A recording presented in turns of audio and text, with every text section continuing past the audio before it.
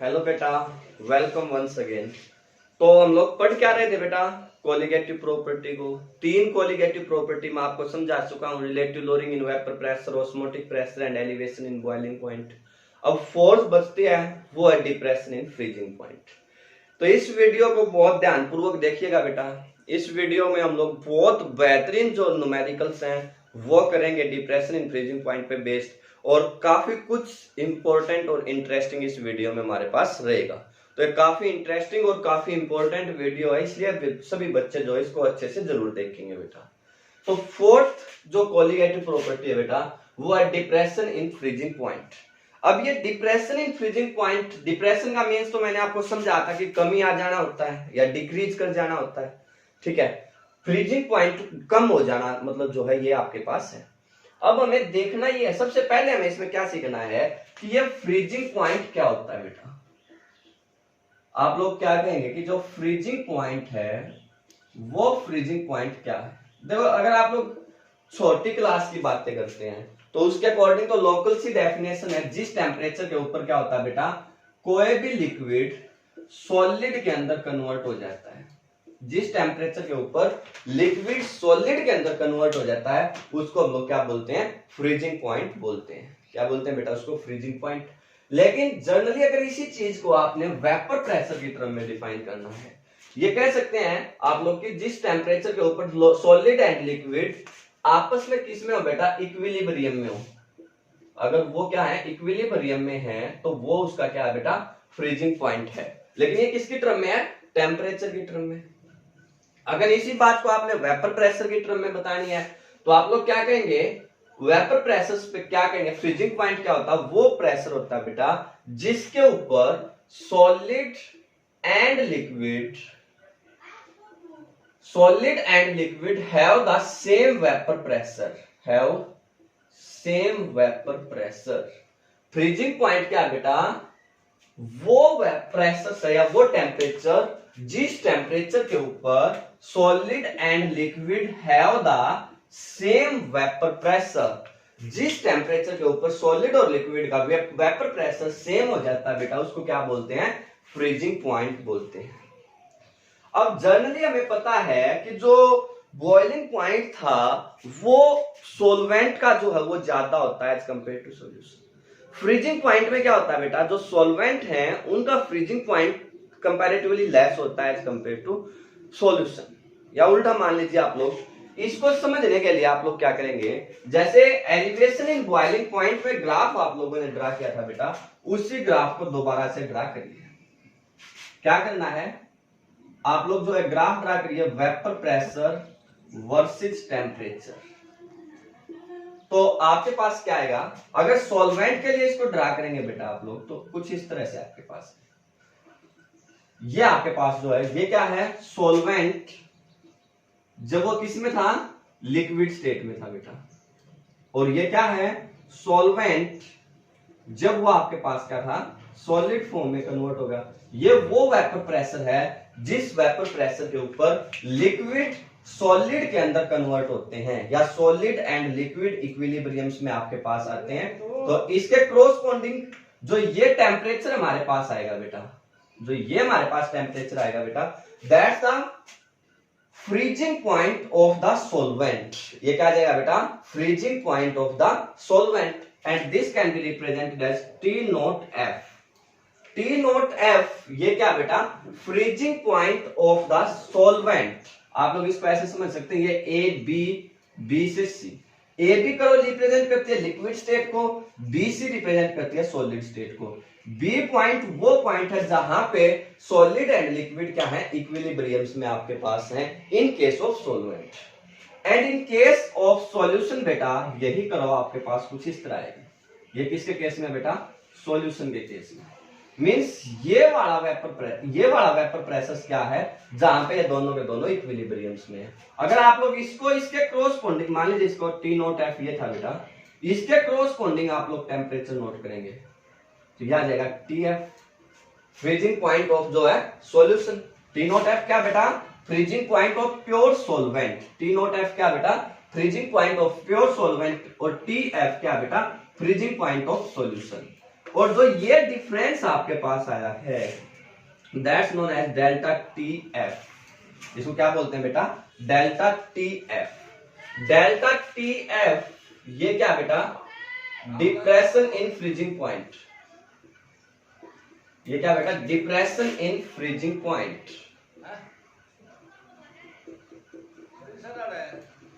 T F क्या बेटा? Freezing point of the solution. ये क्या है? Freezing point of solution. और टी नॉट एफ ये क्या बेटा? फ्रीजिंग पॉइंट ऑफ जो है सॉल्वेंट। बात समझ में आ गई बेटा? टी एफ क्या है, टी नॉट एफ क्या है और डेल्टा टी एफ क्या है, ये बात क्लियर होगी। तो जो ये डेल्टा टी एफ आपके पास है बेटा वो क्या लिखा जाएगा? T not F minus T F. Delta T F क्या लिखा जाएगा बेटा? T not F minus T F means freezing point of जो pure solvent minus freezing point of solution is called delta T F या depression in freezing point. बात समझ में आ गई? पक्का? क्या है ये? इतनी बात समझ में आ गई ना? समझ में क्लियर है बेटा? तो डिप्रेशन, पहली बात क्या है जो मैं आपको हमेशा कहता हूं बेटा कि किसी कोलिगेटिव प्रॉपर्टी में चार चीजें आप लोगों ने पढ़नी है, वो है डिप्रेस जो उसका जनरल डिस्कशंस की वो क्या होती है, दूसरा आपने उसका एक्सप्रेशंस ड्राइव करना है, तीसरा आपने क्या करना है molecular mass of solute find out करना है, फोर्थ क्या करना है उसमें ये बात फाइंड आउट करनी है कि वो कोलिगेटिव प्रॉपर्टी है या नहीं है।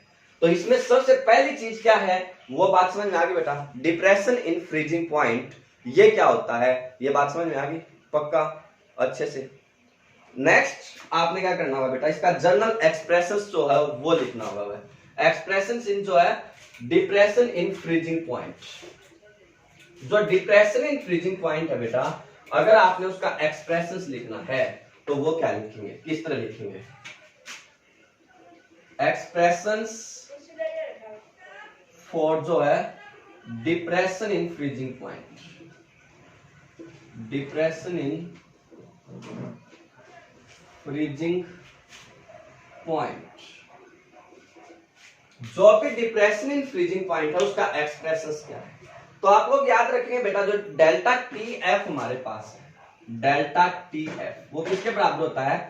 के एफ इंटू में एम। डेल्टा टी एफ किसके बराबर होता है बेटा?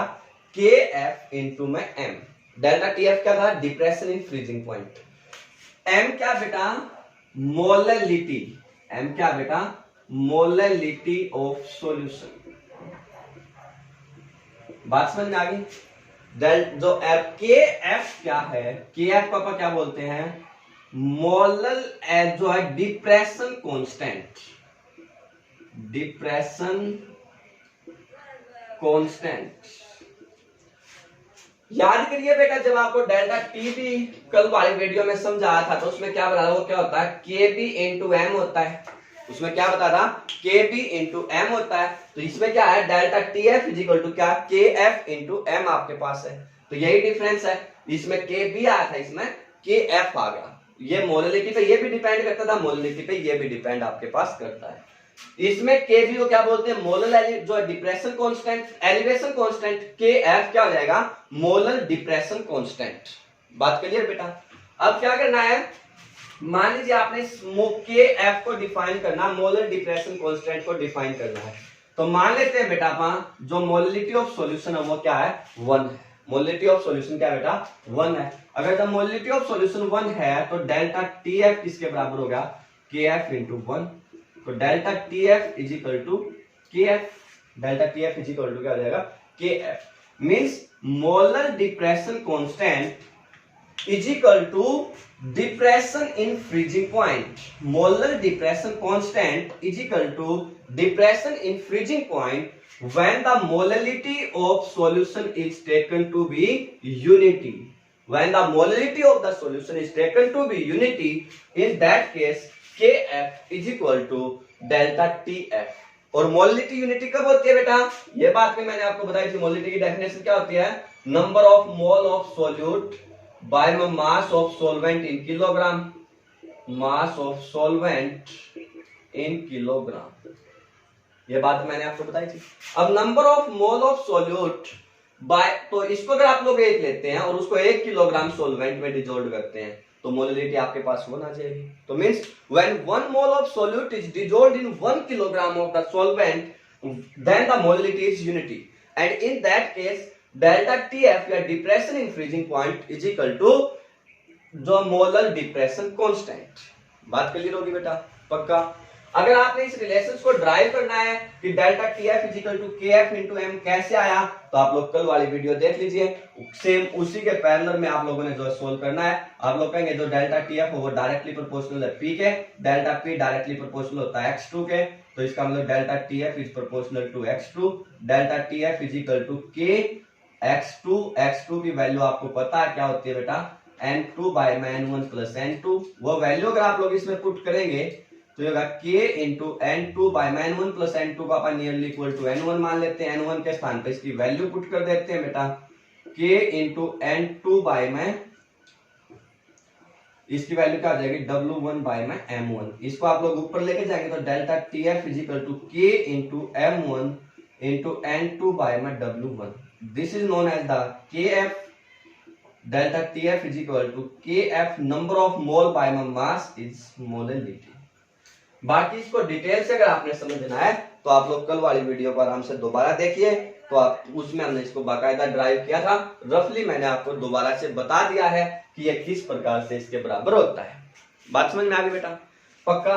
तो दूसरा काम क्लियर हो गया, एक्सप्रेशंस क्या है ये बात समझ में आ गई क्लियरली। इसके बाद तीसरा काम क्या होता है, calculation of molecular mass of solute.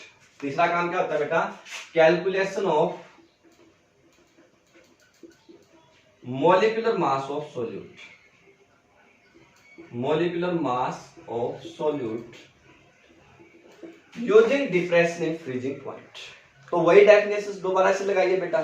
Molality m क्या होते हैं, number of mole of solute किसके बराबर होंगे, मास ऑफ सोल्यूट मान लीजिए W2 है बटे में M2 क्या है, मोलिकुलर मास ऑफ सोल्यूट।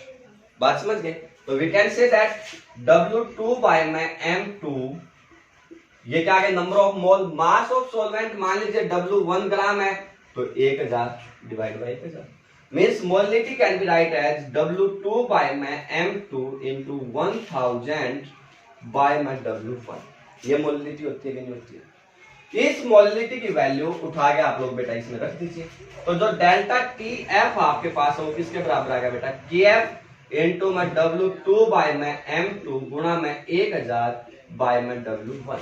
और अगर हमें M2 फाइंड आउट करना है बेटा तो KF into W2 multiply by 1000 delta TF M जो है W1।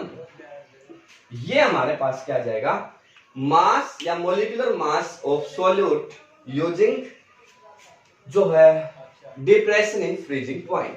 क्लियर? ये तो नॉर्मल सी बातें होगी बेटा अब आपके लिए। इसके बाद अगर आप लोगों ने क्या करना है, इस बात को देखना कि क्या depression in freezing point is a colligative property. तो आपको पता है एक्सप्रेशन हमारे पास क्या, delta TF is equal to KF into M. Delta TF is equal to क्या बेटा, केएफ इंटू में एम। और एम क्या है, मोलिलिटी। और मोलिलिटी क्या होती है, number of mole of solute by mass of solvent. Number of mole of solute it means that it depend upon the number of mole of solute and those physical quantity या those which depends upon the number of mole are colligative property। क्योंकि freezing point में molality आती है, molality number of मोल पे depend करती है, और physical quantity जो है कोलिगेटिव प्रॉपर्टी वो होती है which depend upon the number of mole। that's why जो depression in freezing point is a colligative property. बात समझ में आ गई बेटा? पक्का। इतनी बात क्लियर होगी क्या नहीं होगी अच्छे से? इसके बाद अगर हम लोग जो है नेक्स्ट इसको आगे देखें तो आगे क्या है, इसकी दो मेन एप्लीकेशंस है बेटा। जो डिप्रेशन इन फ्रीजिंग पॉइंट है उसकी दो बहुत महत्वपूर्ण एप्लीकेशंस आपके पास होती हैं। उसमें जो फर्स्ट एप्लीकेशन आपके पास होती है वो है to making anti freezer solutions.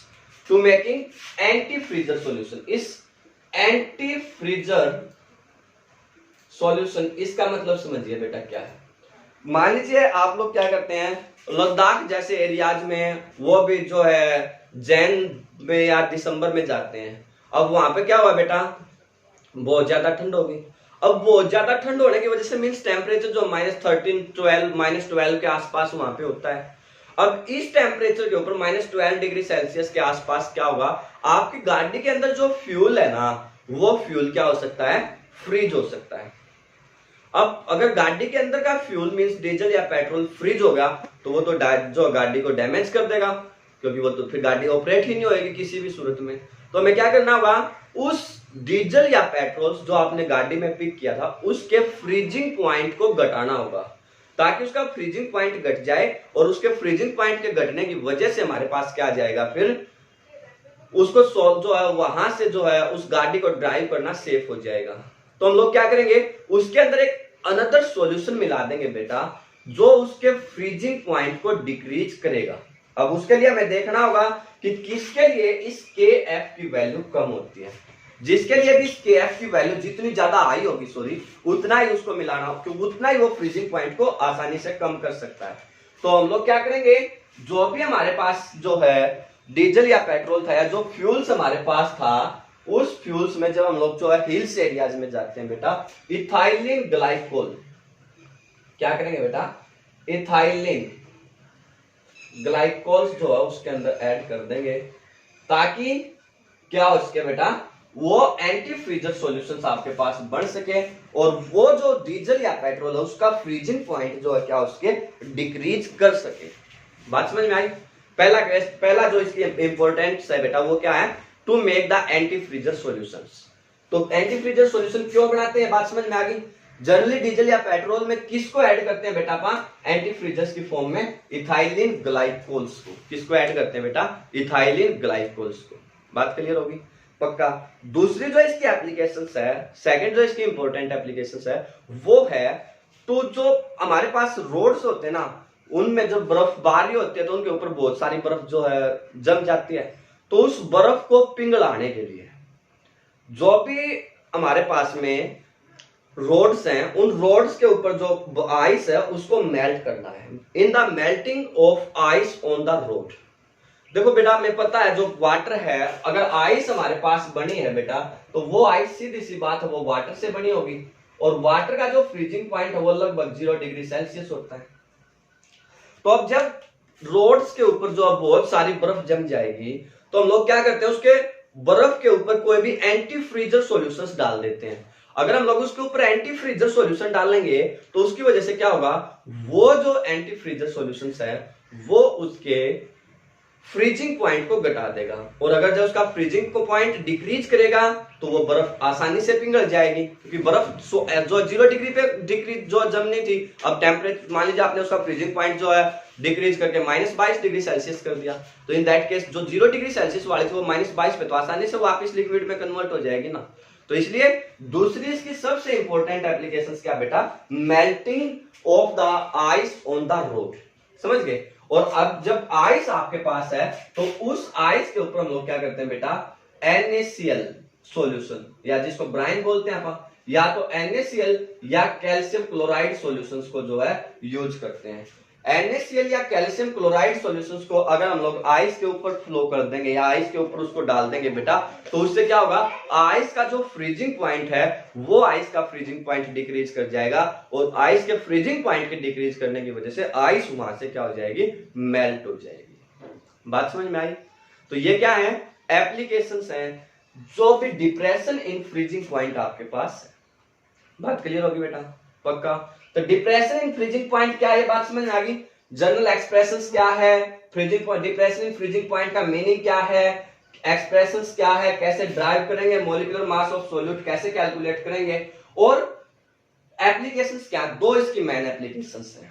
एक रास्ट मेथड भी होता है बेटा, जो कैम्फर्स होता है ना, कपूर जिसको आप बोलते हैं, उसके लिए जो KF है, इस KF की वैल्यू सबसे ज्यादा आपके पास होती है। इसके लिए इसकी वैल्यू लगभग 39.7 डिग्री के आसपास है। मींस ये जो है किसी भी चीज के टेम्परेचर को बहुत ज्यादा कम तक कर सकता है। तो किसी पर्टिकुलर सॉल्वेंट में कपूर को यूज करना है, कैम्फर्स को यूज करना है, नैफ्थलीन या ऑर्गेनिक कंपाउंड में मेनली, वो क्या कहलाता है, रास्ट मेथड। उसको क्या बोलते हैं बेटा अपन, रास्ट मेथड बोलते हैं। बात क्लियर। तो ये समझ में आ गया, डिप्रेशन इन फ्रीजिंग पॉइंट का कॉन्सेप्ट क्लियर होगा। मैंने कहा था कि आज कुछ बहुत बेहतरीन न्यूमेरिकल्स भी करेंगे हम लोग, तो फर्स्ट न्यूमेरिकल अभी आपके सामने ये रहा। फर्स्ट क्या बेटा कि अगर 45 grams of the ethylene glycol is mixed with 60 gram of water, पहला कहता calculate the depression in freezing point, और दूसरा जो फ्रीजिंग पॉइंट है सॉल्यूशन का वो कैलकुलेट करना है। बात समझ गए बेटा? क्या है क्वेश्चन, क्या है ये बात क्लियर होगी? 600 ग्राम ऑफ वाटर के अंदर 15 ग्राम ऑफ जो 45 gram of ethylene glycol mix किया गया है। तो सबसे पहले आपने डिप्रेशन इन फ्रीजिंग पॉइंट निकालना है। अब डिप्रेशन इन फ्रीजिंग पॉइंट के लिए आपको पता है डेल्टा टीएफ किसके बराबर होता है? के एफ इंटू में मोललिटी। तो आपको सबसे पहले क्या करना होगा बेटा, जो मोललिटी है उसको फाइंड आउट करना होगा। और मोललिटी किसके बराबर बताई थी हमने? जो number of mole of solute by volume, जो mass of solvent in kilogram, ये बताई थी बेटा। अब यहां पे दिया क्या है? 45 gram of ethylene glycol. Ethylene glycol क्या है? अब आपके पास सोल्यूट है। इथाइलिन ग्लाइकोल क्या बेटा? सोल्यूट है। और इथाइलिन ग्लाइकोल का फॉर्मूला होता है C2H6O2। सबसे पहले इसके number of mole, means number of मोल आपको पता है मास बाय मोलिकुलर मास होंगे, मास बाय मोलिकुलर मास। अब मास कितना है बेटा इसका? इसका मास आपको दिया 45 ग्राम, डिवाइड बाय इसका मोलिकुलर मास कितना लगेगा? 2 into 12 plus 1 into 6 plus 16 into 2 means 24 plus 6 plus 32 62, तो डिवाइड बाय 62 हो जाएगा बेटा। मास of solvent in kilogram, mass of solvent कितना दे रखा है बेटा? 600 ग्राम। तो इसका मतलब ये नंबर ऑफ मोल आपके पास आ गया बेटा 45 bye 62 divide by 600 by 1000. It means that 45 by 62 multiply by 100 by में 600, 1000 by में 600। इससे अगर हम लोग इसको कैंसिल आउट कर देते हैं बेटा, तो ये हमारे पास क्या आएगा? 45 0, ये हो जाएगा 6 2 12 36 37, लगभग 450 बाय में 372। ये क्या है बेटा? मोललिटी। अब जो KF है फॉर द वाटर, वो आपके पास क्या होता है? फिक्स्ड होता है। उसकी वैल्यू आपके पास होती है 1.86। उसकी वैल्यू क्या होती है बेटा? 1.86 किलो, जो केल्विन किलोग्राम पर मोल। ये यूनिट मैंने पहले भी बताई थी आपको KF की, ये काफी इंपॉर्टेंट होती है। तो डेल्टा TF अब आप लोग आसानी से कैलकुलेट कर देंगे। 1.86 इंटू में जो है 450 बाय में 372, इसको आप लोग सोल्व कर लीजिए बेटा। आपके पास क्या आ जाएगा? डेल्टा TF की वैल्यू आ जाएगी। क्लियर? पहला क्वेश्चन, पहला पार्ट क्लियर होगा बेटा। दूसरे पार्ट में इसने क्या कहा था? फ्रीजिंग पॉइंट कैलकुलेट करना आपने। फ्रीजिंग पॉइंट क्या आएगा? अब सॉल्यूशन का निकालना ना, तो डेल्टा TF की वैल्यू आपके पास ये आ गई ना बेटा, तो उसको जो फ्रीजिंग पॉइंट है वाटर का वो कितना होता है? 273.15 केल्विन। जो भी आंसर आएगा about to be 2 point something आएगा, तो उसको इसमें से सब्ट्रैक्ट कर दीजिए, आपके पास इसके सेकंड पार्ट का आंसर आ जाएगा। बात समझ में आई? क्या करना है? डिप्रेशन इन फ्रीजिंग पॉइंट कैसे निकालेंगे? KF into molality. Simply molality आपको आती है, सीधा निकालिए, इस फॉर्मूला में पुट कर दीजिए बेटा, आपके पास आसानी से आंसर आ जाएगा। क्लियर? फर्स्ट न्यूमेरिकल क्लियर होगा अच्छे से। सेकंड करें। सेकंड ये रहा। तो न्यूमेरिकल क्या बेटा? 1 gram of non electrolyte solute dissolved in 50.5 gram of benzene, lower the freezing point of benzene by 0.40 Kelvin. The freezing point dispersion constant of benzene is 5.12 Kelvin kilogram per mole. Find the molecular mass of solute. बात समझ में आ गई बेटा? क्या है? Benzene के अंदर 1 ग्राम non electrolyte solute को डिजोल्व किया जाता है। कितने बेंजीन के अंदर? 50.5 ग्राम ऑफ बेंजीन के अंदर। ठीक है? जिसकी वजह से उसका जो फ्रीजिंग पॉइंट है वो 0.4 डिक्रीज कर जाता है, और जो मोलर डिस्पर्सन कांस्टेंट है बेंजीन के लिए वो 5.12 किलो केल्विन केल्विन किलोग्राम पर मोल है, तो मोलिकुलर मास ऑफ सोल्यूट आप लोगों ने फाइंड आउट करना है। क्लियर बेटा? कैसे फाइंड आउट करेंगे देखिए। गिवन क्या क्या बेटा? W2, W2 मींस क्या है? मास ऑफ सोल्यूट, वो गिवन है बेटा 1 ग्राम। दूसरा W1 मास ऑफ सॉल्वेंट, वो आपको गिवन है बेटा 50.5 ग्राम। इसके बाद delta TF depression in freezing point, वो गिवन है बेटा 0.40 केल्विन। और TF जो आपके पास है, कांस्टेंट जो आपके पास होता है, वो आपको गिवन कितना है बेटा? 5.12 केल्विन किलोग्राम पर मोल। ये चीजें क्या हैं? आपको गिवन। क्लियर? आपने क्या करना है? M2 molecular mass of solute, उसको कैलकुलेट करना है। बात समझ गए? अभी जो आपको फॉर्मूला था वो हमने सिखाया था कि जो M2 हमारे पास होता है मोलिकुलर मास ऑफ सोल्यूट, वो किसके बराबर होता है बेटा? 1000 गुणा में KF into W2 divide by delta TF into W1। अभी फॉर्मूला आपको बता था, इसको TF की बजाय KF लिखना है। तो सिंपली सारी वैल्यू आपको पता है बेटा, क्या हो जाएगा?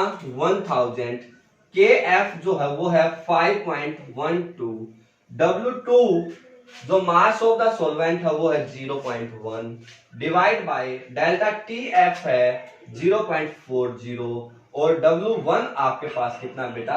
50.5। बात समझ में आ गई? तो ये सारी की सारी न्यूमेरिकल्स वैल्यूज आपको पता है, आपने जस्ट इसको सोल्व करना है। सोल्व करते ही आपके पास क्या जाएगा बेटा? आंसर आ जाएगा, या molecular mass of the solute आपके पास आ जाएगा। बात समझ में आ गई? क्लियर है? तो सेकंड न्यूमेरिकल समझ में आ गया बेटा। अब थर्ड करें, तो थर्ड जो न्यूमेरिकल है इसी के साथ वो आपके सामने ब्लैक बोर्ड पर ये रहा। क्या बेटा? Calculate the mass of sorbic acid.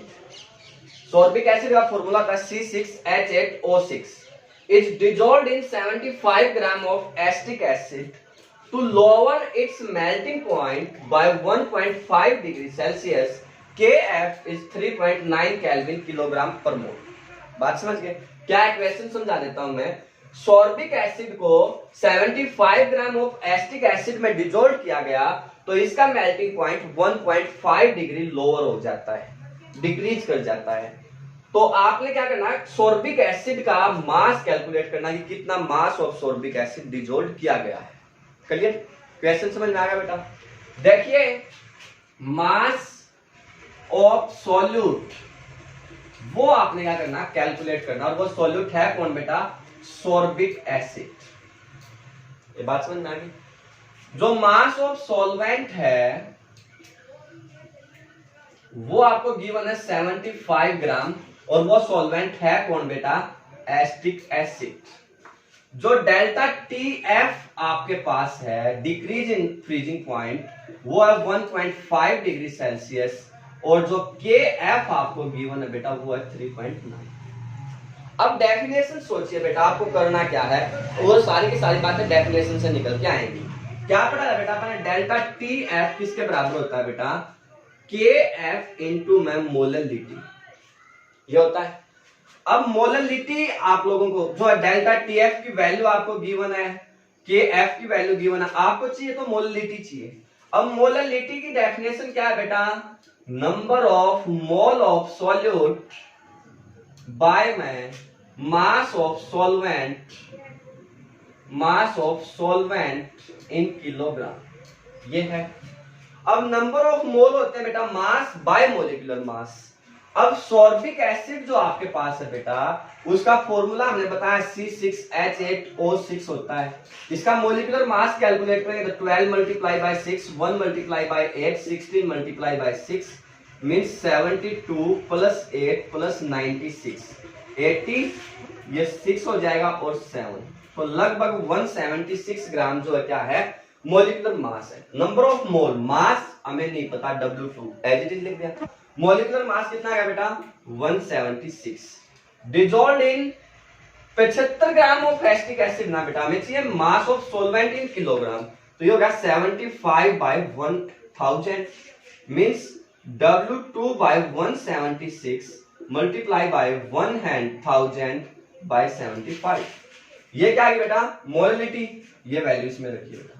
Delta TF उसकी वैल्यू है 1.5, KF की वैल्यू है बेटा 3.9, W2 हमें कैलकुलेट करना है, मल्टीप्लाई बाय 1000/176 मल्टीप्लाई बाय 75। तो यहां से आपके पास W2 क्या आएगा बेटा 1.5 multiply by 176 multiply by 75 divide by 3.9 into 1000। इसको आप लोग सोल्व करिएगा, आपके पास mass of sorbic acid dissolved in 75 gram of जो है एसिटिक एसिड आराम से आ जाएगा। बात समझ में आई? पक्का। How to apply the depression in freezing point, clear है बेटा? समझ में आ गया? कुछ न्यूमेरिकल्स और आप लोग जो है अपने आपके पास जो एनसीईआरटी की बुक है उससे करने की कोशिश करेंगे और हमें बताएंगे कि अगर आपसे ना हुए हो तो हम लोग जो है उसको आपको जरूर समझाएंगे बेटा, ठीक है? पर कोशिश करनी है ज्यादा से ज्यादा न्यूमेरिकल्स करने की, डिप्रेशन इन फ्रीजिंग पॉइंट को अच्छे से दिमाग में क्लियर करने की, ठीक है? सभी बच्चे अच्छे से इसको समझिएगा बेटा, अच्छे से इसको करिएगा। Best of luck.